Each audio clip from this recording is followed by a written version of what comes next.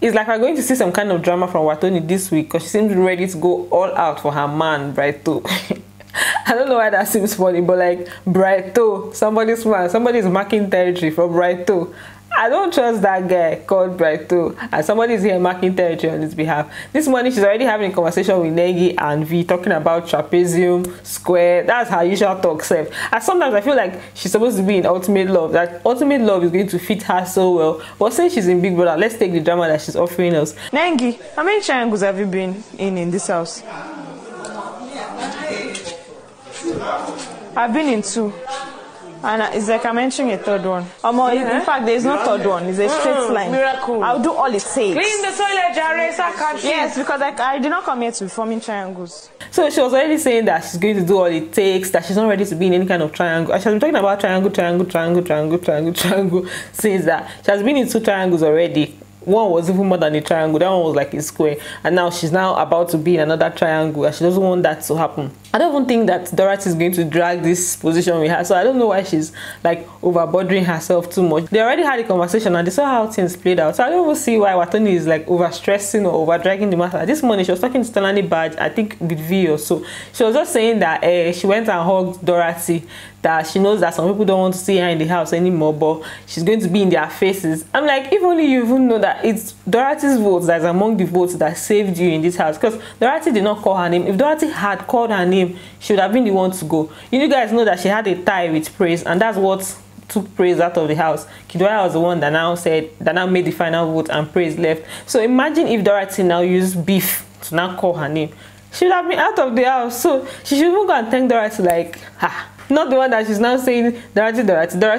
Even in her diary session, she mentioned the triangle matter, that she doesn't want to be in a triangle. And see, nobody is doing triangle with you. When Erica said that she used to make up scenarios in her head, I didn't really think of it, but right now it's looking like that's what it is. Like, she has already created her own story about this her, Brighto, and Dora situation, and the story that she's creating is not the actual story. Hey, okay, now let's just see the drama that Watoni is going to give us this week, since she has a man now and she has a man to protect. So we are watching.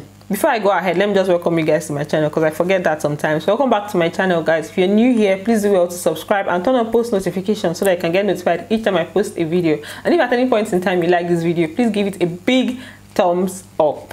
So Ozo has emerged the head of house for this week. Congratulations, Ozo. The 2nd time he's getting the head of house position. I like his reign as head of house. Like, he's usually cool. He's one of the best head of house that we have had, even though he had an altercation with Prince, but it wasn't really that deep. I think that was the only day he had an issue. All the other ones, they'll just be doing anyhow. Once they just get there, their brain will be shaking. So I like the fact that he won head of house, and he did not disappoint. Ozo doesn't disappoint, actually. When we wanted him to pick Dorothy as deputy head of house, he did that. Although he took us on one kind of ride like that, like my heart was just pounding that time. I'm like, why is this guy giving us this kind of tension? But today he picked Nengi, and I expected him, or I wanted him to pick Nengi. I wanted it and I expected it. So we already knew that that is what it's going to be. So Ozo is not full of surprises. Like, he's just one person that is not full of surprises. If he wants to be loyal to somebody, he's going to be loyal to the person to the fullest. If he doesn't want to be loyal to somebody, then you're going to know. So I saw it coming that he was going to pick Nengi, and he has picked Nengi, and he picked Nengi for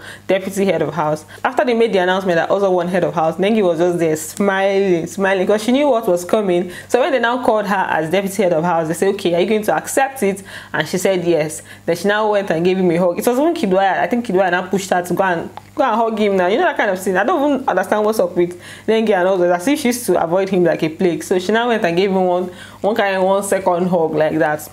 That one consigned them. Then also picked Dorothy as the 2nd choice, picked V as the 3rd choice, because you know what happens is that they're going to pick 3 choices. In case one person doesn't agree, it's going to be the next person, then the next person. So Dorothy was the 2nd choice. Just imagine, like, before it was Dorothy, then Nengi. So in this life, overtaking is allowed. Overtaking is very, very much allowed. Now they've now switched positions. So the guests that they also chose to be visiting the head of house lounge is Neo and V.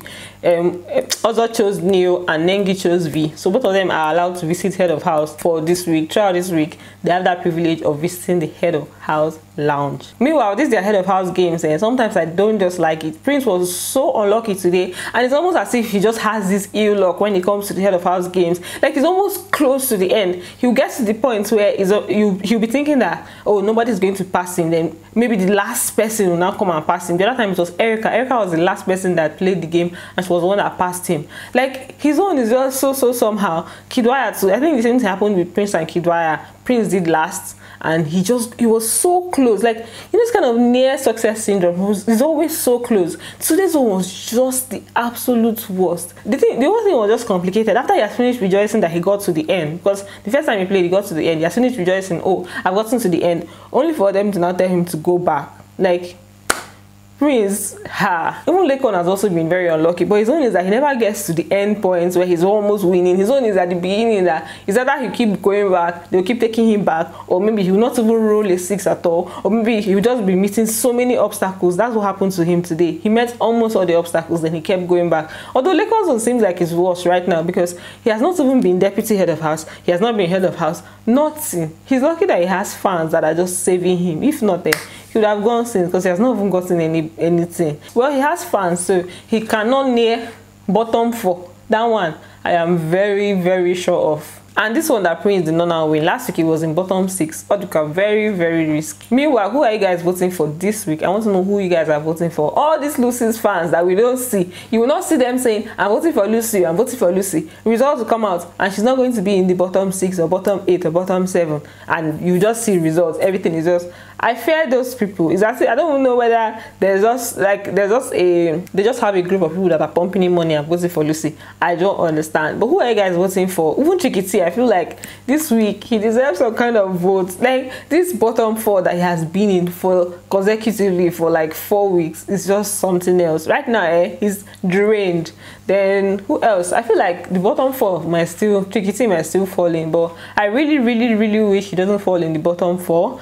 Prince, I don't feel he'll fall in bottom 4 sharp, because T-Badge is there. She might just fall in bottom 4, and then now that Prince fans know that he's in bottom 4, they're going to sit up. Then Prince had his interview with Ebuka, and the next thing they asked him about Katrina, and the guy said that nothing really happened though. And like, what are you saying? He now said, okay, that it was aggressive kissing. Nothing happened for sure.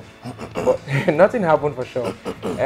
We cuddled, and we kissed, and it was very aggressive. How does aggressive kissing affect the waist? We saw waist movements on that duvet. He was now saying, I think Ebuka said, do you mean aggressive cuddling? Because we saw things and everything was like, So what they had was aggressive cuddling, aggressive kissing, nothing more. Me, I don't really I won't say I believe. In fact, let me not say whether I believe or I don't believe, but that's what he said, and that's what Katrina said. It's as if every year they used to have an agreement between two people. When they come out, they'll just say that, okay, this is what happened. Or maybe Biggie is to even tell them what they will say when they come out. Who knows? Maybe Ebuka will have the interview, Ebuka will just talk to them, or somebody will talk to them and say, you should not admit that this is what happened. I don't know how they used to do it, but this one, they say aggressive cuddling, aggressive kissing. We're just going to take it like that. Then he also said he would like either Prince or Lekon to win, because he feels like they are the ones that he has impacted the most in, and they've also impacted in him. So he would like either of them to win the show. Then Ebuka asked him that, who do you think has the greatest strategy or the biggest strategy? He now said that he feels like it's Brighto. And he was not wrong at all. He said, I've not really figured him out. That I've been trying to figure the guy out, but I've not been able to figure him out. So he just feels like Brighto is the one with the strategy in the house.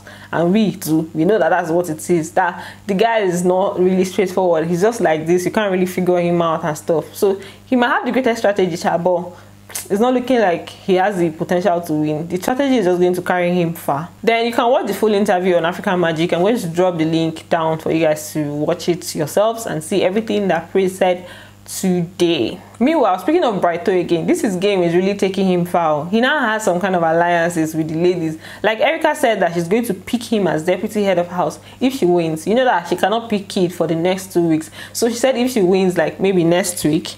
What was this one?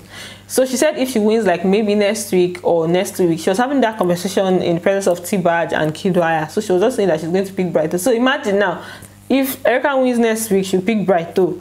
then if Brighto wins, he'll be picked too. I feel like if Watoni wins, not even I feel like if Watoni is still in the house and she wins, she's going to pick him too. Who else can even pick him? I won't say Dorothy will pick him because she does not even trust him. I feel like she won't pick Prince above Brighto. So imagine he now has different alliances that is going to help him in the house. See, we need to study Brighto. We saw this kind of thing in like Game of Thrones, but that wasn't real life, and now we are seeing it in reality. Although the person that acts like that is going to be like, at the end of the day, all your strategy is going to come and meet you, and it's going to be your downfall. So we are just waiting for that point where everybody just figure him out. They just put him in a round table. I'm like, Brighto, come and answer your questions. Like, you said this about this, and you did this, and you told Lekon to apply pressure.